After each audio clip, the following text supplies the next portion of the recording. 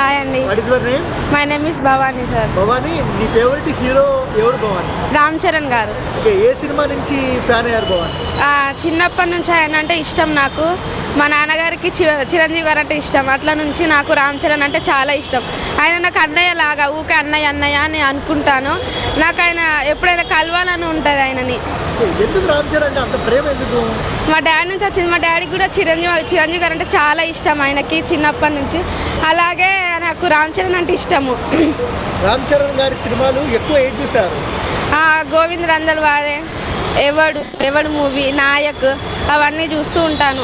ఒక్క మూవీ కూడా మిస్ కానే. సాంగ్స్ వస్తే వింటాను. చాలా ఇష్టం. అంటే రామ్ చరణ్లో మీకు నచ్చే క్వాలిటీ ఏంటండి? మంచితనం, మంచిగా ఉంటారు.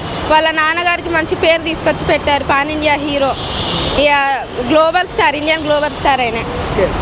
అంటే సినిమాల పరంగా కొంతమంది రామ్ చరణ్ నెగిటివ్ చేసే వాళ్ళకి ఏం చెప్తారు?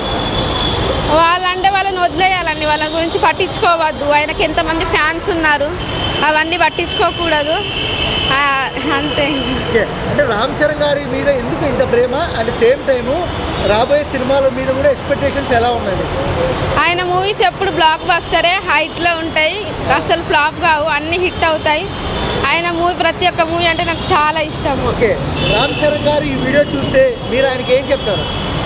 I love you Ram Charan అన్న. నిన్ను కలవాలని నాకు ఉన్నది. అదృష్టం ఉంటే నిన్ను కలుస్తానేమో. రాఖీ కట్టాలని ఉన్నది నాకు. ఎందుకు చూస్తారు ఎమోషనల్ అవుతున్నారు? నాకు చాలా ఇష్టం రామ్ చరణ్ అంటే. ఏంటంత ఇష్టం ఆయన అంటే మీకు? ఓకే, అండ్ రామ్ చరణ్ గారు ఓవరాల్గా ఆయన గురించి ఏం చెప్తారు సిస్టర్? నాకు ఆయన అంటే చాలా ఇష్టం. ఆయన కలవాలని ఎంతో ఉన్నది. ఇంకా నాకు మాటలు రావట్లేదు ఆయన గురించి చెప్పడానికి. ఓకే, పక్క రామ్ చరణ్ గారు ఎప్పుడైనా ఈవెంట్లో చూస్తే మీ ఫీలింగ్ ఏంటండి? నాకు చాలా హ్యాపీగా అవుతానండి. లైవ్లో చూడాలని ఉండదు అన్నని. ఒక్కసారి కూడా చూడలేదు నేను. ఓకే, అంటే ఈ రీసెంట్ గేమ్ చేంజర్ చూసారా? చూసామండి. ఎలా అనిపించింది? చాలా బాగా తీశారు. అది ఖచ్చితంగా బ్లాక్ బస్టర్ అవుతుంది. చాలా బాగుంది మూవీ. మంచిగా అర్థమయ్యే వాళ్ళకి చాలా బాగుంటుంది అది. థ్యాంక్ యూ అండి.